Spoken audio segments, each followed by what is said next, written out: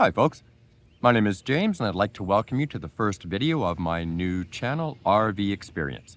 I suppose you could call this the introduction video. Here's where I'm going to tell you a bit about who I am and my family, where we are, what we're doing, and the ideas and plans that I have for this channel, the content I hope to put on here, hope you'll find beneficial. So, we are in Canada. We're early June 2025. Because we're in Canada, we get winters, so our parks close down for the winter season.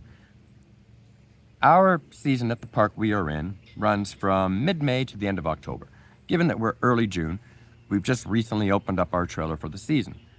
Done all of the jobs that you need to do, the dewinterizing, the sanitizing of the water system, and so forth. Now, because that's already done, you'll have to wait until next season for me to generate videos on doing that. But that's one of my plans. Create videos of the jobs you need to do when you have a trailer. At the end of the season, there'll be a winterizing video where I'll give you a full walkthrough of everything I do. It won't just simply be clips of me telling you what I'm doing and then a little shot of it done. It'll be a live action walkthrough. So for those of you who are new to the RV world or just considering getting into it, it'll give you a thorough idea of what's involved at each of these little jobs, what I'm doing and why I do that. And hopefully you'll find that beneficial. I also like to spend some time letting you see what we're up to in our park.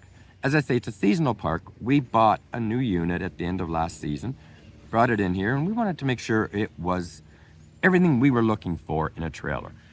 We needed essentially two distinct separate bedrooms. We'd looked at some of the big destination trailers, and yeah, they're gorgeous, they're beautiful, very spacious, but A, price point was a little more than we were looking at spending, and B, not many of them actually had distinct two bedrooms. They would have these lofts. They were essentially crawl spaces up above some of the living areas or the master bedroom of the trailer. We have two daughters in their 20s. They need floor space. Now, essentially, technically, they're my stepdaughters. One lives with her birth father, so she won't be up here that often, maybe come a couple of times a year. She works full-time, has a very active social life, so availability isn't real easy for her. The other daughter, though, happens to live with us. She's in university full-time and has a part-time job, but she will be able to manage getting up here and coming up with us for weekends or sometimes when we're taking a week off work and we'll come up here for our vacation. And I'm going to share some of the things that we're up to here. Bits about our park, why we picked this park, and some ideas that you may want to consider when you're looking at parks for yourself. We'll do a walkthrough of my trailer. I'll show you some of the modifications and small upgrades we've already done. When you buy a trailer new, it's unlikely it's got 100% of everything you want. So there's going to be little things, small things you might consider saying, I don't like that, but I can easily replace it. I can upgrade it, and so on.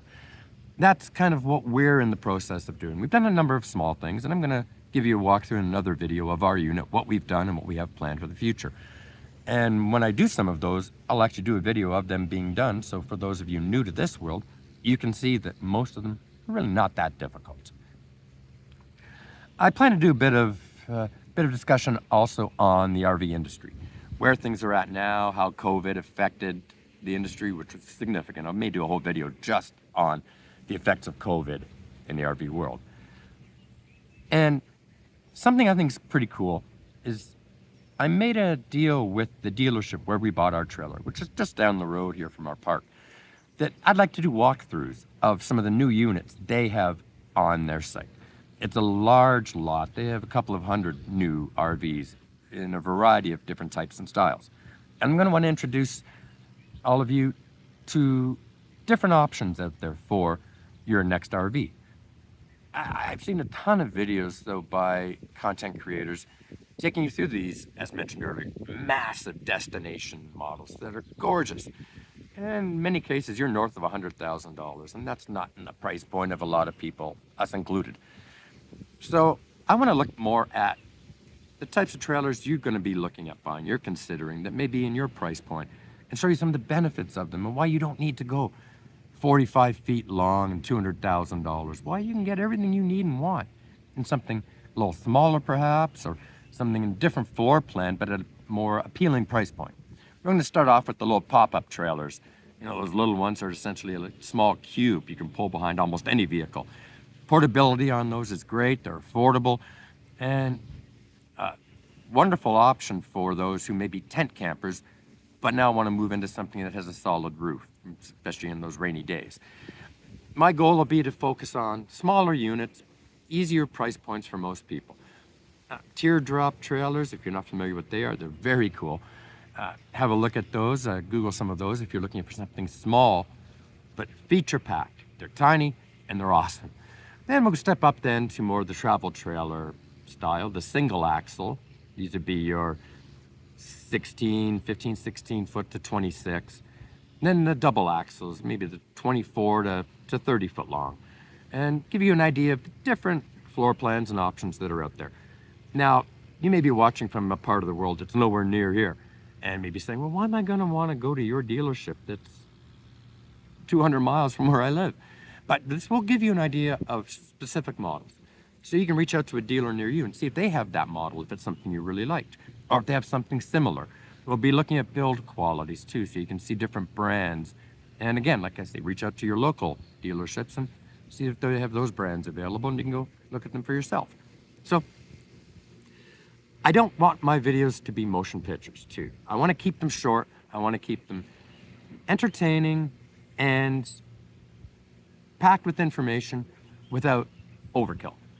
I've watched some videos out there that are 45 minutes long. We'll see a person showing you every little step they do from when they first arrive at their trailer for the opening of the season till when they're sitting down having their first beverage.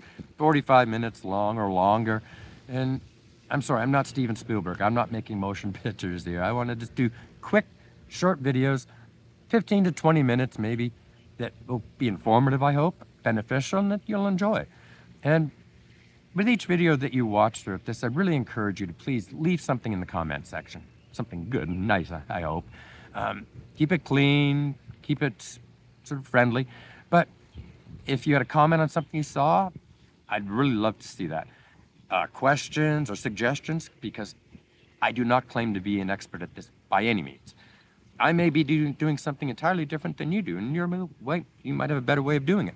Please share that. Or maybe I'm doing something different than you're doing, and you feel that it might be better than the way you're doing things. So please let us know that as well. And I'd also like to see those who comment interacting with each other, sort of create more of a community feel, because I intend to make a lot of videos, create a lot of content over the course of the next weeks, months, years, and I really hope that you all find it beneficial and enjoyable.